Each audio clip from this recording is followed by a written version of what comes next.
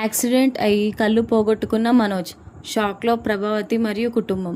అసలు ఇదంతా ఎలా జరగబోతుందో తెలుసుకోవాలనుకుంటే ఇప్పుడే మన ఛానల్ని సబ్స్క్రైబ్ చేసుకొని పక్కనే ఉన్న బెల్ ఐకాన్ని క్లిక్ చేయండి. మనోజ్ మెడికల్ షాప్లో తన మెడిసిన్స్ కొనుక్కొని కిందకి దిగుతూ వస్తూ ఉంటే అక్కడ రోడ్ మీద ఫోన్ మాట్లాడుకుంటూ ఒక వ్యక్తి వెళ్తూ ఉంటాడు. మనోజ్ అతన్ని చూసి చాలా కోపంగా దొరికాడు వీడు అంటాడు. అతను ఎవరో కాదు, మనోజ్ ఎంతో నమ్మించి మోసం చేసిన ఇల్లు అమ్మిన వ్యక్తి. డబ్బు తీసుకొని పారిపోయాడు కాబట్టి మనోజ్ వెనకాలే పరిగెట్టుకుంటూ వెళ్తాడు. కానీ అతను చూసేసి వామ్ము వీడేంటి ఇక్కడ అని చెప్పేసి వెంటనే కార్ ఎక్కేసి వెళ్ళిపోతాడు. మనోజ్ ఆ కార్ని చేస్తూ మిగతా వాళ్ళతో ఒక్కొక్కరితో ఒక్కొక్కసారి గుద్దుకుంటూ వాళ్ళ వస్తువులన్నీ పడేస్తూ వెళ్ళిపోతారు. వాళ్ళు కూడా మనోజ్ని వెనకాలే ఫాలో అవుతూ వస్తారు. ఇదేంటి వీళ్ళందరూ నా వెనకాల పడుతున్నారని చెప్పేసి మనోజ్ ఇంకా స్పీడ్గా పరిగెత్తుకుంటూ వెళ్ళేసరికి ఒక 4-వీలర్ ట్రక్ వచ్చి మనోజ్ని గుద్దుతుంది. అప్పుడు మనోజ్ వెళ్ళి ఆ అద్దానికి వేసి గుద్దుకుంటాడు. స్పెట్స్ పక్కన పడిపోయి ఆ అద్దం పెంకులన్నీ మనోజ్ కళ్ళలోకి వెళ్ళిపోతాయి. అప్పుడు అమ్మ అని చెప్పేసి మనోజ్ కింద పడిపోతాడు. అప్పుడు ఆ చుట్టుపక్కల వాళ్ళందరూ వచ్చి అయ్యయ్యో అయ్యయ్యో అని చెప్పేసి ఆ వ్యక్తిని హాస్పిటల్కి తీసుకెళ్తారు. అప్పుడు మనోజ్ హాస్పిటల్లో జాయిన్ అవ్వాల్సి వస్తుంది. మరోవైపు ప్రభావతి నడుస్తూ ఒకేసారి జారి కింద కూర్చుండిపోతుంది. అప్పుడు బాలు పరిగెత్తుకుంటూ వెళ్ళి అమ్మ అమ్మ లేగమ్మ ఏమైంది, అంత సడన్గా అలా పడిపోయావేంటి అంటుంటే ప్రభావతి ఆ బాలు వైపు సీరియస్గా చూస్తూ ఉంటుంది. అమ్మ చెయ్యివ్వమ్మ చెయ్యివ్వు అంటే ప్రభావతి అసలు చెయ్యివ్వకుండా ముఖం పక్కకు తిప్పేసుకుంటుంది బాలుని చూసి. అప్పుడు బాలు చెయ్యి ఎలాగో పట్టుకోవట్లేదని చెప్పేసి మీనా అని పిలుస్తాడు బాలు. ఆ మీనా అని చెప్పేసి పిలిస్తే మీనా లోపల నుంచి వస్తుంది. అదేంటి అతయ్య ఇలా పడిపోయారు, చెయ్యి ఇవ్వండి అంటే మీనా కూడా చెయ్యి ఇవ్వకుండా ముఖం తిప్పేసుకుంటుంది ప్రభావతి. ఎంత లేద్దామని చూసినా సరే ప్రభావతి తను చెయ్యి ఇవ్వకుండా అలాగే తన ముఖం తిప్పుకొని ఉంటుంది. కరెక్ట్గా అప్పుడే రవి వచ్చి అయ్యయ్యో అమ్మ అదేంటి అలా పడిపోయావు అని చెప్పేసి లెగు అని చెప్పేసి చెయ్యగానే రవికి మాత్రం వెంటనే చెయ్యి ఇచ్చేసి ప్రభావతి పైకి లెగుస్తుంది. అప్పుడు రవి తీసుకెళ్ళి సోఫాలో కూర్చోబెట్టి ఏంటమ్మా అలా ఎలా పడిపోయావు నువ్వు అని అడుగుతాడు. అప్పుడు ప్రభావతి నాకేం తెలుసురా, ఎలా పడ్డానో అలా నడుస్తూ వస్తే జారి కింద పడిపోయాను, అదేంటో నాకు అర్థం కావట్లేదు అంటుంది. అలాంటప్పుడు జాగ్రత్తగా చూసుకుని నడవచ్చు కదమ్మా, ఎందుకు అంత కంగారు, మెల్లిగా నడవచ్చు కదా, ఎందుకు ఈ వయసులో ఏమైనా అయితే ఎలాగా అవి తొందరగా హీల్ అవ్వవు తెలుసు కదా నీకు, జాగ్రత్తగా ఉండమ్మా అని చెప్పేసి అంటాడు రవి. కాలేదో బెనికినట్టుందిరా అంటే అప్పుడు రవి కింద కూర్చొని కాలు నొక్కుతూ ఉంటే కొంచెం సరైపోతుంది లేరా, సాయంత్రం కల్లా బాగుంటానులే అని చెప్పేసి అంటుంది ప్రభావతి. అప్పుడు బాలు ఇదంతా చూసి కొంచెం ఫీల్ అవుతాడు. అప్పుడు రవి పదరా కారు తీసుకుని వస్తాను, శుభ్రంగా హాస్పిటల్కి తీసుకెళ్తే తగ్గిపోతుందంటే అప్పుడు ప్రభావతి ఏం పర్వాలేదురా, అలా నొక్కుతున్నావు కదా ఏం పర్వాలేదు అయిపోతుందిలే, సాయంత్రం కల్లా అన్నీ తగ్గిపోతాయి, ఇప్పుడు ఏం హాస్పిటల్కి ఏం అవసరం లేదు అంటుంది రవితో ప్రభావతి. అప్పుడు పాపం బాలు అక్కడి నుంచి తలదించుకొని లోపలికి వెళ్ళిపోతాడు. అప్పుడు మీనా కూడా చాలా బాధపడుతూ ఉంటుంది. అప్పుడు బాలు కిచెన్లోకి వెళ్ళి నించొని అలా దిగాలుగా ఉండిపోతాడు. అప్పుడు మీనా వచ్చి ఏంటండి ముఖమంతా అంత దిగులుగా పెట్టుకున్నారు, మా అత్తయ్య గారి గురించేనా, మీరు అస్సలు బాధపడకండి, అత్తయ్య గారి గురించి తెలిసిందే కదా, ప్లీజ్ మీరు అలా ఉంటే నాకు ఏదోలా ఉంది అంటుంది మీనా. అప్పుడు బాలు అలా కాదు మీనా, అసలు నాకు ఎంత బాధగా ఉంటుందో ఆవిడకి ఏమైనా అర్థమవుతుందా అసలు, చెప్పు నేనేం పాపం చేశానని, నేనేమైనా బయట నుంచి వచ్చిన వాడినా, తన కొడుకునే కదా, కొడుకుల్లో ఇంత వ్యత్యాసం చూపిస్తారా, అసలు ఏ తల్లైనా చూపిస్తుందా వ్యత్యాసం లేదు, కానీ మా అమ్మ ఎందుకు ఇలా ఉంది, ఎప్పుడో చిన్నప్పుడు ఏదో జరిగిపోయింది అంతే తప్ప నేనేమైనా తప్పు చేశానా, దానికి ఇప్పటికీ నాకు శిక్ష అలాగే ఉంటుంది, ఏనాడైనా ప్రేమగా మాట్లాడుతుందా అనుకుంటే అది లేదు, చూడు ఎలా పడిపోయిందో, కాళ్ళు ఎంత నొప్పి వచ్చి ఉంటుంది, చెయ్యిస్తే చెయ్యేమైనా అరిగిపోతుందా తరిగిపోతుందా, నేను ఏం పాపం చేశాను మీనా నువ్వే చెప్పు అని అడుగుతాడు బాలు మీనాతో దిగులుగా. కనీసం చెయ్యి కూడా ఇవ్వడానికి అంత సంకోచించింది, అంత ఆలోచించింది, అసలు ఏమనుకోవాలి, రవి అడగగానే వెంటనే చెయ్యి ఇచ్చి చక్కగా పైకి లేచింది, ఇది చూస్తే నాకు బాధ కలగదా మీనా, నేనేం పాపం చేశానని చెప్పు, నువ్వు చెప్పు నాకు, అసలు నిజంగా నాకు అమ్మేనా, నేను ఎక్కడైనా పోవాలా చెప్పు, నాకు అసలు ఏమీ అర్థం కావట్లేదు అంటాడు బాలు. అప్పుడు మీనా మీరు అస్సలు బాధపడకండి, మీకు ఎవరున్నా లేకపోయినా సరే ఈ మీనా ఎప్పుడు తోడుగా ఉంటుంది, ఎప్పుడు మీ పక్కనే ఉంటుంది, ఎప్పుడూ మీతోనే ఉంటుంది. అది మాత్రం బాగా గుర్తుపెట్టుకోండి. మీ విజయం వెనకాల, అలాగే మీ కష్ట సుఖాలు వెనకాల ప్రతి దాంట్లో ఈ మీనా మీతో ఎప్పుడు తోడుగా ఉంటుందండి. ఎప్పుడు మీరు ఒంటరినని ఏమాత్రం బాధపడద్దండి. ఎప్పుడు మీరు నవ్వుతూ ఉంటే నాకు కూడా చాలా సంతోషంగా ఉంటుంది అంటుంది మీనా బాలుతో. ఒకవైపు రవి వయసు వచ్చినప్పుడు జాగ్రత్తగా ఉండాలి అని తెలుసుకో, వయసు పెరిగిపోతుందమ్మా నీకు అంటాడు. అప్పుడు ప్రభావతి, ఎవరికి రా వయసు అయిపోయింది, నాకేం వయసు ఏం అయిపోలేదు, తొందరగా పెళ్లి చేసేసారు అంతే అని చెప్పేసి అంటుంది ప్రభావతి.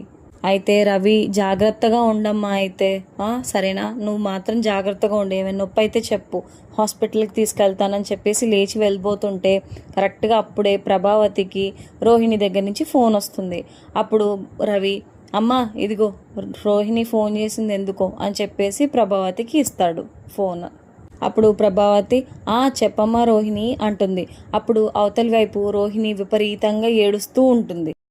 అత్తయ్య అత్తయ్య అని ఏడుస్తూ ఉంటుంది. అప్పుడు ప్రభావతి, అయ్యో ఏమైందమ్మా రోహిణి, ఎందుకు ఏడుస్తున్నా, ఏమైంది అని అడుగుతుంది.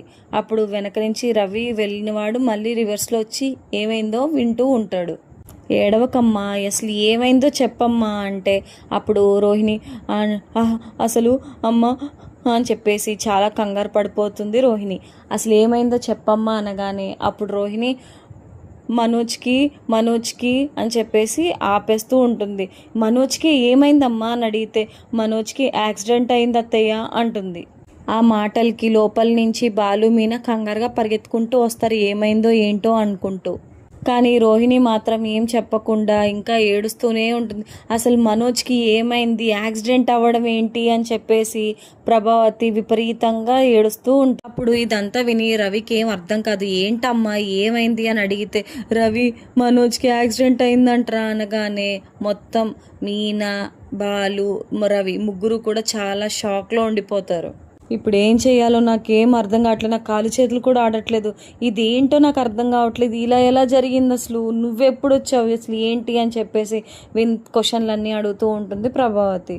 అప్పుడు ప్రభావతి కొంచెం శాంతించి, అసలు ఎలాగమ్మా హాస్పిటల్కి నువ్వెలా తీసుకెళ్ళావు అని అడగగానే అప్పుడు రోహిణి, నాకు ఫోన్ వచ్చింది అత్తయ్య, ఇలాగా యాక్సిడెంట్ అయిందండి ఈ వ్యక్తికి అని, అందుకే నేను పరుగున హాస్పిటల్కి వచ్చాను, వచ్చిన వెంటనే తనని ఐసీయూలోకి తీసుకెళ్లారు, అందుకే మీకు ఫోన్ చేశాను అత్తయ్య అంటుంది రోహిణి.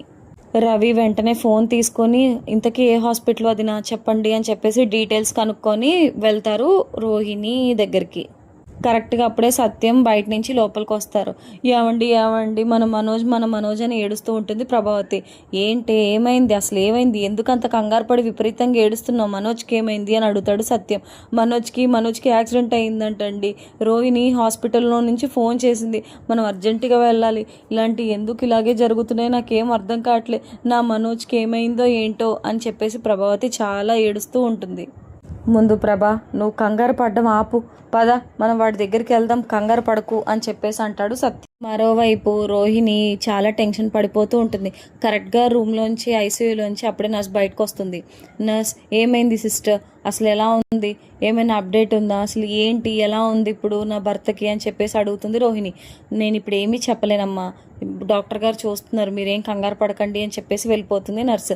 కరెక్ట్గా 10 నిమిషాల తర్వాత డాక్టర్ మనోజ్ని తీసుకొని బయటికి వస్తాడు. మనోజ్ ఏమో స్ట్రెచ్చర్ మీద కళ్ళకి మొత్తం కట్టు చుట్టేసి ఉంటుంది. అయితే దీన్ని చూసి రోహిణి విపరీతంగా ఏడుస్తూ ఉంటుంది. అదేంటి కళ్ళకి కట్లు కట్టారేంటి అన్నాడు. ఏంది డాక్టర్, అసలు కళ్ళకి గంతులు కట్టాల్సిన అవసరం ఏముంది అని చెప్పేసి అడుగుతుంది రోహిణి. తనకి కళ్ళకి చాలా పెద్దగా దెబ్బ తగిలిందమ్మా, అందుకనే అలా కట్లు కట్టాల్సి వచ్చింది, చాలా సివియర్గా తగిలింది, అందుకనే నువ్వేమీ కంగారు పడకు, నువ్వేమీ భయపడకు అని చెప్పేసి అంటాడు డాక్టర్ రోహిణిని. యాక్సిడెంట్ అయింది కదమ్మా, అయితే ఈ బాడీ అంతా బాగానే ఉంది కానీ కళ్ళకి దెబ్బ తగిలిందమ్మా అని అంటాడు డాక్టర్. అయ్యయ్యో మనోజ్, అదేంటి కంటికి దెబ్బ తగలడం ఏంటి మనోజ్, అసలు ఎలా మనోజ్ ఇదంతా జరిగింది అని చెప్పేసి విపరీతంగా ఏడుస్తుంది రోహిణి. కంటి టెస్ట్ జరిగిందమ్మా, రెటీనాలో ఏమైనా ప్రాబ్లం ఉందా, ఏమైనా గుచ్చుకుందా, అసలు రెటీనా డ్యామేజ్ అయిందా అని చెప్పేసి ఒకసారి చూడడానికి ఆ టెస్ట్ వచ్చే వరకు కొంచెం జాగ్రత్తగా ఉండాలమ్మా, అలా ఊరికే కదిపేయకండి అని చెప్పేసి అంటాడు డాక్టర్ రోహిణిని.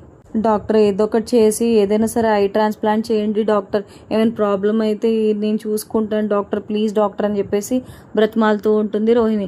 కరెక్ట్గా అప్పుడే ప్రభావతి వాళ్ళందరూ వస్తూ ఉంటారు. అయితే ప్రభావతి, ఏమో రోహిణి, ఏంటమ్మా, ఏం జరిగిందమ్మా అని చెప్పేసి అడుగుతుంది రోహిణిని ప్రభావతి. అయ్యో మనోజ్, ఏంట్రా ఇది, కళ్ళకు గంతలు కట్టారేంట్రా, ఏమైపోయిందిరా నీకు అని చెప్పేసి ప్రభావతి విపరీతంగా బాధపడుతుంది మనోజ్ని చూసి. పేషెంట్ని జాగ్రత్తగా చూసుకోండి, అతన్ని అస్సలు కదపద్దు, రెటీనాకి సంబంధించిన దెబ్బ కదా, మేము ఆల్రెడీ టెస్ట్లన్నీ చేసాం కాబట్టి ఆ టెస్ట్ రిజల్ట్స్ వస్తాయి, మీరేం కంగారు పడకండి, దాన్ని బట్టి మనం ఫర్దర్గా ప్రొసీడ్ అవుదామని చెప్పేసి అంటాడు డాక్టర్. అప్పుడు ప్రభావతి డోర్ దగ్గరికి వెళ్ళి, అయ్యో నా మనోజ్ చిన్న బాబు అన్నట్టు చేసుకుంటాను, నేను అంత జాగ్రత్తగా చూసుకుంటాను, ఇంత సడన్గా ఇలా దెబ్బ తగలడం ఏంటి, నాకు ఎంత బాధగా ఉందో, వాడు ఎప్పుడు బయటకు వస్తాడో, వాడు చూపుకి ఏమవుతుందో అని చెప్పేసి ఏడుస్తూ ఉంటుంది. రోహిణి కూడా అలానే ఏడుస్తూ ఉంటే మీనా వచ్చి ఓదారుస్తుంది. నువ్వు ధైర్యంగా ఉండాలి రోహిణి, ఏం పర్వాలేదు అని చెప్పేసి అంటుంది మీనా. తర్వాత శృతి వస్తుంది. శృతి వచ్చి రవితో ఏమైంది అని అడిగితే అప్పుడు రవి, అదే కంటికి దెబ్బ తగిలిందంట, ఏం ప్రాబ్లం లేదా ఉందా అనేది ఇంకా డాక్టర్ తర్వాత చెప్తానని చెప్పేసి అన్నారు. అంటే ఓకే, సీరియస్ అయితే కాదు కదా అంటే, అదే కదా చెప్తున్నాను, అసలు సీరియస్ కాదో ఇంకా తెలీదు, ఇంకా రిపోర్ట్స్ ఏమీ రాలేదు, దాన్ని బట్టి చెప్తా అన్నారు డాక్టర్ అని చెప్పేసి అంటాడు శృతితో. అప్పుడు శృతి రోహిణి దగ్గరికి వెళ్ళి బీ స్ట్రాంగ్ అని చెప్పేసి ధైర్యం చెప్తుంది రోహిణితో. మీనా బాలు ఇద్దరు ఒక పక్కకు వచ్చి కూర్చుంటారు. ఏమండి పాపం రోహిణి చాలా బాధపడుతుందండి, నాకు జాలనిపిస్తుంది రోహిణిని చూస్తుంటే అంటుంది మీనా. అప్పుడు బాలు, అదే కదా నాన్న కూడా ఎంత బాధపడుతున్నారో, అసలు వీడు కారులోనే కదా వెళ్తాడు, వీడికి యాక్సిడెంట్ అవ్వడం ఏంటి, అదొచ్చి వీడి కంట్లో పడ్డం ఏంటి, ఆ గాజు పెంకులు వల్ల వీడి కంటి చూపుకి ఇబ్బంది అవ్వడం ఏంటి, ఇప్పుడు రిపోర్ట్స్ ఏమొస్తాయి ఏంటో నాకేం అర్థం కావట్లేదు అంటాడు బాలు. అయినా వీడు కారు ఎక్కడం మానేసి ఇలా దెబ్బలు తగిలించుకున్నాడు ఏంటో, అసలు ఏం జరిగిందో ఏంటో ఏమీ అర్థం కావట్లేదు అంటాడు బాలు. అప్పుడు హాస్పిటల్కి మిగతా వాళ్ళందరూ వస్తారు. వాళ్ళు ఎవరో కాదు, మనోజ్కి యాక్సిడెంట్ అయ్యే ముందు ఆ కారుని చేస్తూ వెళ్ళేటప్పుడు అందరినీ గుద్దుకుంటూ వెళ్ళిపోతాడు కదా ఆ మనుషులు. నర్స్ వచ్చి, ఇదిగోండి వీళ్ళు ఆ పేషెంట్ రిలేటివ్స్ అని చెప్పేసి వాళ్ళకి చెప్పేసి తను వెళ్ళిపోతుంది. అప్పుడు నమస్తే అంటూ మాట్లాడతారు. ఇప్పుడు ఆ దెబ్బ తగిలింది మీ రిలేటివేనా, మీ అన్నయ్య అని అడుగుతాడు అందులో ఒక అబ్బాయి.